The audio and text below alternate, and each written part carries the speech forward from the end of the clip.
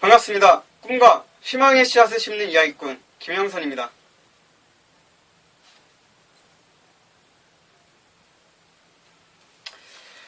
오늘은 제가 하던 대로 이제 단어를 선택해서 하도록 하겠습니다. 방금 생각난 건데 다르게 한번 해볼까요? 일단 이 단어에 대해서 좀 말씀드리자면 제가 그동안 뽑았었던 단어를 다시 집어넣었는데 반복돼서 선택되는 경우가 종종 있더라고요. 그래서 이거를 앞으로는 뽑아서 다른 곳으로 옮겨놓고 나중에 한 번 더 뽑을 이 단어를 다 이제 소진했을 때 한 번 더 돌려서 뽑을 수 있는 그런 방법을 해야 될 것 같아요. 일단 오늘은 이 단어를 뽑을지 아니면 방금 생각했던 다른 거 사전에 들고 한번 펼쳐서 그곳에서 나오는 단어로 해보는 건 어떨까 이런 생각을 해봤습니다. 일단은 제가 이걸 들었기 때문에 오늘 이걸로 하고요. 내일은 사전으로 한번 그런 시간을 갖도록 할게요. 일단 선택했던 단어가 나오면 다른 통에 옮기도록 하겠습니다. 이상하게 코가 간지럽기 시작하면 이게 주체할 수가 없더라고요. 누군가는 이제 행동심리학이라든지 뭐 심리 쪽에 연구, 이렇게 바디랭귀지 쪽에 연구하신 분들은 그렇게 말씀하시더라고요. 코를 긁으면 이게 거짓말이 뭐 있고 뭐 이런 게 있다고, 눈빛을 또 오른쪽으로 돌렸을 때 왼쪽으로 돌렸을 때 뭐 여러 가지 것들이 있다고 하는데, 물론 이제 통계학적으로 그런 것들이 신빙성 있게 나온 부분이고 밝혀진 부분들이겠지만 그게 100% 저는 좀 맞지 않다라고 또 생각이 들고요.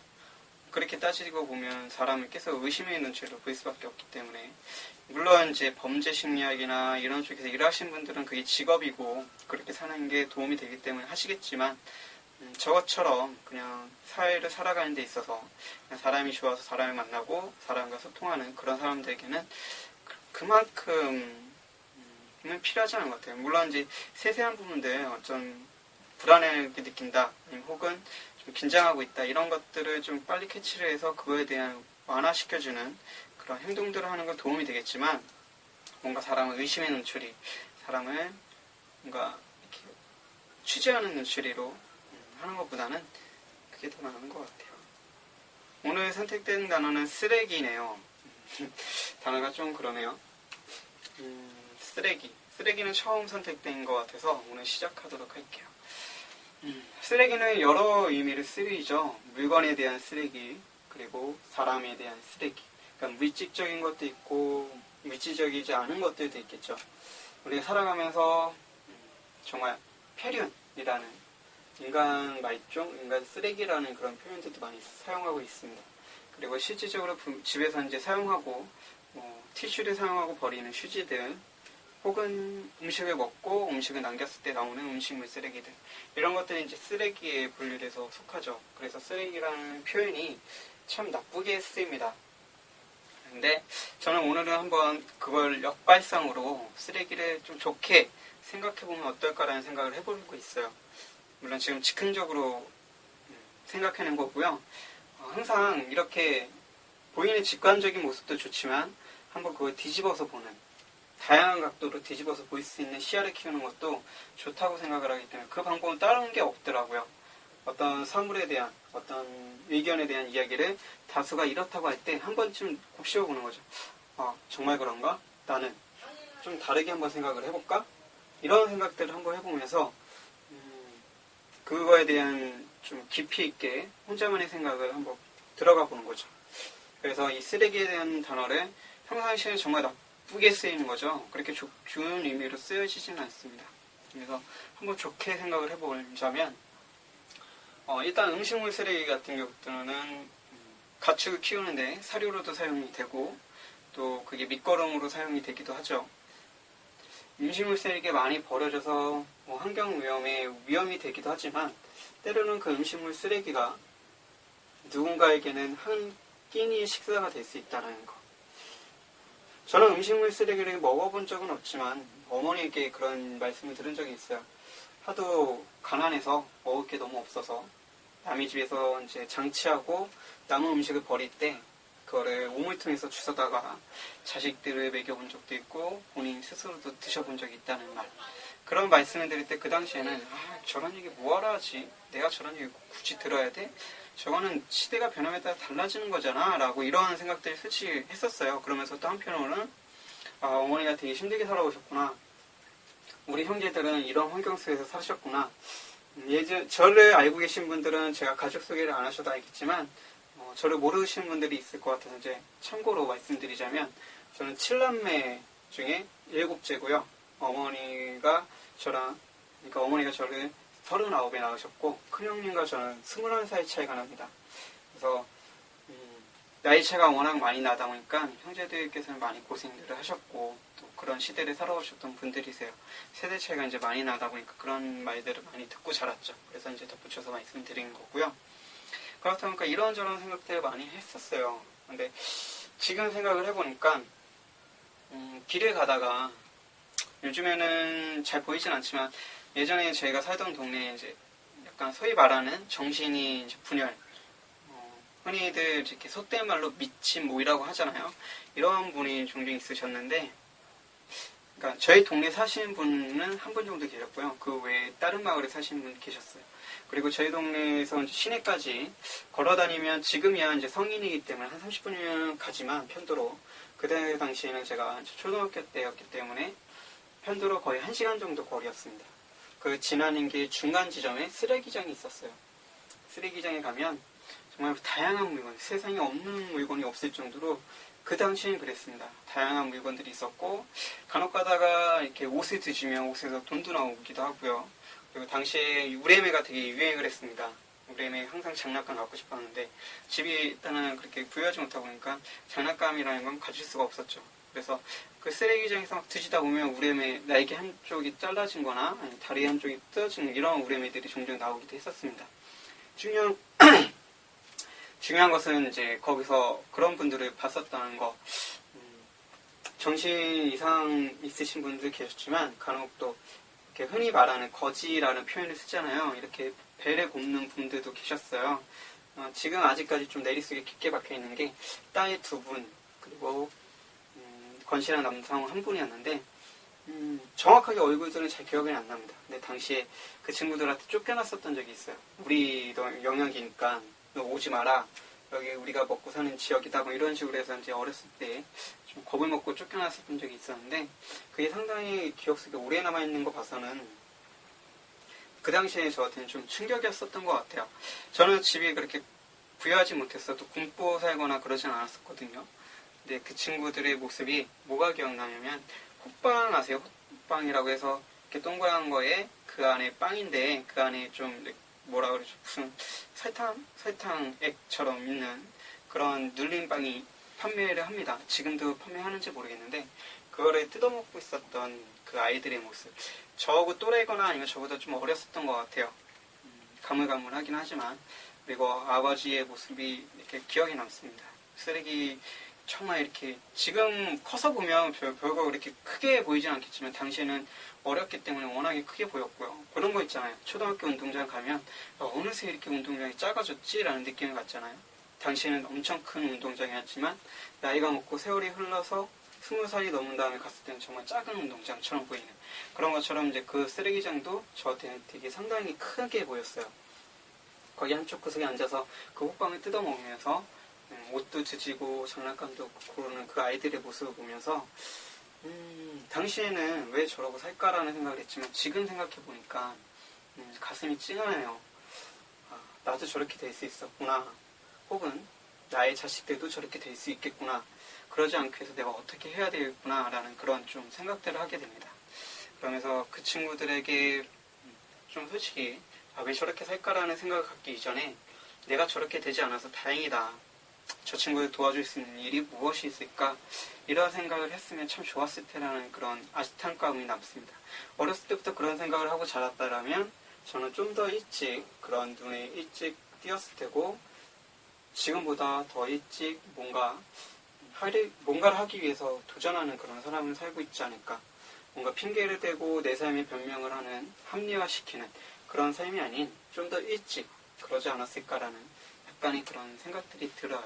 하지만 뭐 그조차도 저라는 사람이고 또 제가 성장해가는 그런 하나의 계기이기 때문에 뭐 그렇게 딱히 크게 후회하지는 않습니다. 그래서 거기서 이제 쓰레기장에서 참 그런 모습들도 봤었고, 다양한 장난감들도 죄송합니다. 주스면서 행복했었던, 저 또한 이제 그런 것들이 되게 많았어요. 저뿐만 아니라 저희 동네 형님들도, 그 주변에 있는 아이들도 워낙에 그렇게 동네가 부유한 동네가 아니었어요. 별장이 있었는데, 이제 별장 같은 경우는 부유한 사람들이 사는 동네죠. 사는 동네가 아니라 사는 집이죠. 잠깐 놀러 왔다 가는. 그렇게 이렇게 선망의 대상들만 보면서 사는 그런 사람들이 많이 살았던 동네였는데, 그러다 보니까 주변에는 이제 경쟁자들이 상당히 많았죠. 그래서 장난감 줍기도 하고, 돈 같은 것도 많이 줍기도 하고, 뭐 당시에는 장난감이 가장 컸던 것 같아요. 어렸을 때라서. 무레미 장난감 하나 갖고 싶었는데, 무레미 장난감을 거기서 줬으면 완전 지금 말로 대박이었죠. 롯데로 맞은 것처럼 기뻤었고, 어렸을 때는 그렇잖아요. 간혹 가다가 뭐 1,000원짜리, 500원짜리 하나 줬으면 완전 행복해서 미칠 지경이었고요. 당시에 떡볶이 값이 50원, 100원 할 때였는데, 500원 줬으면은 몇 그릇이에요. 운동장에서도 많이 줍기도 했거든요. 철봉이나 이런데 점심시간에 이제 나가서 철봉 밑에 딱 한번 훑으면 500원, 100원 이런 게 떨어져 있으면 그 사람 사들고 딱 뛰어가서 후문으로 나가면 바로 후문 나가자마자 좌측편에 빨간색 이렇게 천막을 쳐서 할머니가 운영하시는 그런 가게가 있었어요. 컵처럼 된 게 이런 종기에 한 사발 딱 떼어주면 그게 50원, 100원 이렇게 받았었던 기억이 납니다.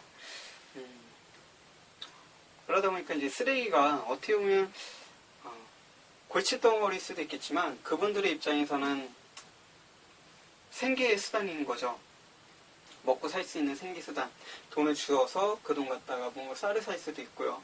호빵이나 이런 부분들 주어서 물론 식중독이나 이런 병에 노출되고 위험이 상당히 크겠지만 그래도 어찌됐든 그분들한테는 소중한 음식이고 한 끼니를 때울 수 있는 하나의 또 소중한 그런 음식이 아닐까. 그러면서 생각을 해보니까 그때부터 그랬었던 것 같아요. 저는 일단 문화를 좁은 환경 속에서 살다 보니까 세계적인 문화에 대한 생각은 없었어요.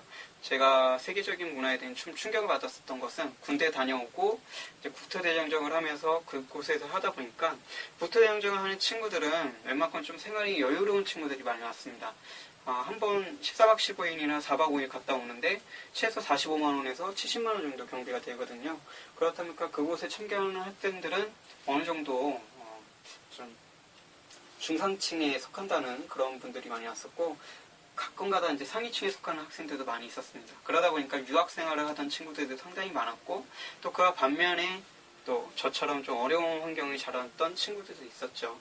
그때 그렇게 다양한 친구들을 접하면서 문화적인 충격을 좀 많이 받았죠.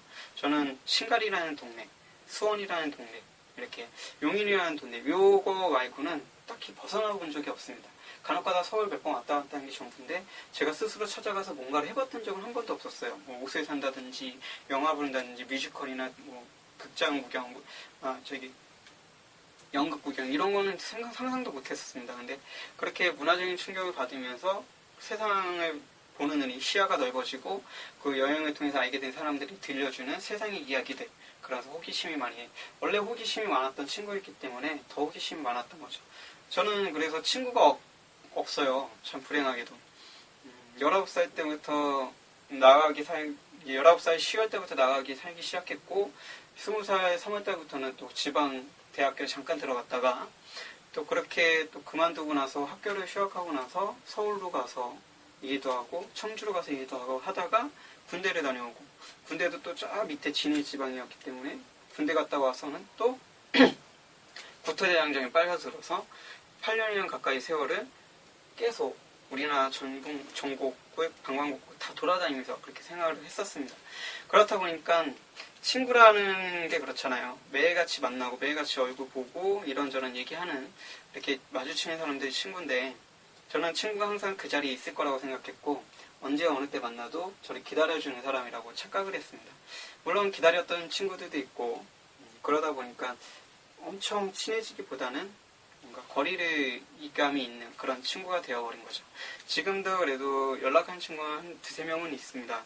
저도 그 정도면 인생에 성공하지 않았나라는 또 생각도 하고요. 물론 그렇다고 해서 깊이가 있거나 뭐 엄청 그 친구가 나를 대신해서 뭐 죽어줄 수 있다든지 저도 그 친구를 죽어줄 수 이런 정도의 친구들은 아니에요. 흔히 다른 사람들로 비교하면 정말 친한 친구보다는 약간 좀 밑에 단계라고 보시면 될 것 같아요. 굳이 서열로 매기자면 1단계 친구보다는 한 2, 3단계 친구라고 보시면 될 것 같습니다. 저는 그래서 어렸을 때부터 또 그렇게 환경이 그렇다 보니까 엄청 친한 친구가 없는 것 같아요. 앞으로는 그런 친구를 만나는 게 어떻게 보면 저한테 하나의 꿈일 수도 있겠네요. 어쨌든 쓰레기라는 단어에 대해서 이야기를 하다가 여기까지 또 흘러왔는데 그렇듯 뭔가 생활하면서 세상의 경문이 넓어지면서 우리나라의 보다는 외국에 이렇게 도움을 주는 친구들이 상당히 많이 알게 됐습니다. 그러면서 또 그거에 대한 좀 괴리감도 많이 느꼈죠. 어렸을 때 그런 충격이 있었기 때문에 내 가까이에서 이렇게 밥을 굶고 쓰레기장에서 물건을 주워서 먹는 친구들이 있는데 해외까지 도와줘야 되나? 이런 생각들을 좀 많이 했었어요. 근데 지금은 아직까지는 100% 확신된 답은 얻지 못했지만 해외를 도와주는 것도 맞고 우리나라 사람들 도와주는 것도 맞다. 그래, 사람마다 다른 거다 라고 이제 생각을 합니다. 그래서 저 같은 경우는 솔직히 돈이 이제 도와주게 된다면 국내 사람들 위주로 할 겁니다. 해외도 눈을 돌리면 좋겠지만 뭔가 국내 사람들한테 더 해야 되는 게 맞다라는 생각이 들어요. 가끔가다 이제 문화를 보면서 인터넷이나 선전들을 보면서 해외 아동들, 해외 지역에 있는 사람들을 보면서 정말 가슴이 뭉클해지고 저렇게 사시는 분들도 있구나라는 생각은 들지만 우리 가까이에도 충분히 괴롭고 힘들고 어렵게 사시는 분들이 있기 때문에 내가 큰 도움은 드리지 못한다고 하더라도 작은 도움을 드릴 수 있다면 그렇게 해야 되는 게 맞지 않을까. 그러면서 그 작은 도움이 조금씩 커진다면 분배는 좀 해야 되겠죠. 7대3 정도 해서 이렇게 해외 쪽으로도 도움을 줄 수 있는, 물론 이제 그렇게 되기 위한 하나의 단계를 밟아야 될 거고, 또 막상 그렇게 도움 주고 계신 분들은 저한테 욕할 수도 있어요. 비난할 수도 있습니다. 야, 마음 먹었으면 뭐해? 단돈 한 달에 10,000원씩이라도 만원씩 투자가 아니라 10,000원씩이라도 하면 되잖아 라고 말씀하시는 분들도 있을 거예요. 근데 모르겠어요. 아직까지는 변명일 수도 있겠지만 제 자신이 빚이 있는데 그런 흔히들 그런 생각하잖아요. 정말 저한테 지금 빚이 5천이 넘게 있습니다. 5천이 넘게 있는데 누군가를 도와준다? 저는 솔직히 아직까지 그걸 뛰어넘는 사람이 못 되는 것 같아요. 그걸 뛰어넘는 사람이 된다면 저한테 빚이 100억이 있어도 도와주겠죠. 제가 좀 쓸 걸 아끼고 먹을 걸 아끼고 뭘 할 걸 아껴서 제 자신 개발할 걸 아끼고 이미지 좀 좋게 보이기 위한 투자를 좀 아껴서 그곳에 투자하겠죠. 투자가 아니라 도움을 주겠죠. 근데 모르겠습니다. 아직까지는 제가 그 정도로 성인군자 이렇게 천사 같은 사람 그런 사람이 아니다 보니까 아직은 제가 좀 더 우선시 되는 것 같아요. 일단 빚을 갚는 게 저한테 먼저인 것 같고요. 그 빚을 갚아가는 과정에 있어서 저를 좀 이미지에 있어서 좀 더 좋게 보이기 하는 투자, 그리고 제가 먹고 누군가를 만나고 쓰는 그 행위에 대한 투자는 해야 된다고 생각이 듭니다. 좋은 사람 만나서 행복하게 그 시간을 즐길 수 있는 투자는 저를 위해서도 좋고 함께 만나신 분들에 위해서도 좋다고 생각이 들어요. 그런 것들을 아껴서 보내는 거는 훨씬 더 의미 있고 좋지만 뭔가 저는 아직까지는 제 자신에 대한 투자가 더 우선이라는 생각을 하고 있어요. 이게 좀 뛰어넘고 나면 어느 정도 제 빚이 이제 끝나고 누군가를 여유롭게 좀 쳐다볼 수 있는, 바라볼 수 있는 그런 시간이 온다면 그때는 좀 달라져야 되겠죠. 일단은 지금 저의 생각은 그렇습니다. 그래서 아직까지는 사실 그래요. 조카 이제 자녀가 돌인데도 뭔가를 선물해 줄 만큼 여유롭지가 못합니다. 그러면서 또 한편으로 생각하면 내가 어떤 지인을 만나서 밥 한 끼 먹고 영화 보고 이런 시간, 여자친구가 있다면 여자친구랑 만나서 밥 먹고 영화 보고 이런 데 들어가는 비용 갖다가 조카, 그러니까 손주죠. 손주 돌잔치에 뭔가를 해줄 수 있는 거 아닌가? 이런 생각이 듭니다. 사람들 만나서 밥 먹고 쓰는 돈 갖다가 아는 지인 결혼식이나 이런 데 가서 부주하는 게 더 맞는 거 아닌가? 이런 생각들은 들어요. 근데 모르겠습니다. 그런 생각이 들면서도 어떤 게 더 올바른 거고 어떻게 해야 될지 이런 게 계속 고민이 돼요. 그래서 예전에는 그런 일들이 있으면 솔직히 가지를 않았습니다. 일단은 경제적인 부담이 컸기 때문에 이걸 보시는 분들 20대 초반이라면 20대 중반까지는 아마 이해하기 힘드실 것 같아요. 근데 20대 중반 넘어가면서부터 점점 많아져요. 한 달에 많을 땐 2번, 3번 있을 수도 있습니다. 평균 2번이라고 잡게 되면 요즘에 또 금액이 커져서 5만원씩 하잖아요. 10만원이면 10만원이 1년이 되면 100만원, 120만원 정도 되는 거죠. 그 비용들이 그렇게 만만치가 않습니다. 제가 1년 동안 벌어들인 수입이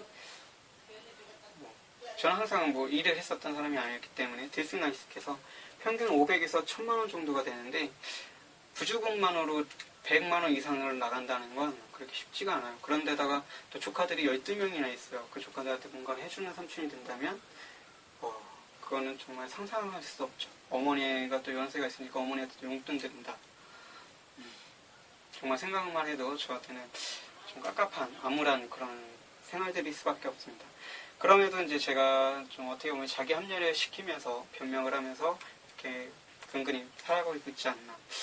쓰레기 이야기 하다가 어쩌다가 이렇게 나왔네요. 또 이렇게 말하니까 제가 또 쓰레기 같은 그런 사람이 된 것 같습니다. 어쨌든 뭔가 쓰레기라에 대한 단어, 지저분하다, 더럽다, 버려야 된다, 쓸데없다 이런 의미도 있겠지만 누군가에게는 그런 것들이 절실한 그것이 절실함이 될 수도 있다는 거. 누군가에게는 하나의 끼니가 될 수 있고 누군가에게는 행복이 될 수 있고 우레메를 주어서 마냥 행복해했었던 저의 어렸을 때 모습처럼 그런 의미 있는 쓰레기들도 있을 거라는 생각이 들고요. 그런 의미 있는 쓰레기를 만들어내는 게 훨씬 더 좋지 않을까라는 또 생각도 해봅니다. 그러면서 쓰레기에 대한 이야기는 여기서 마치도록 할게요.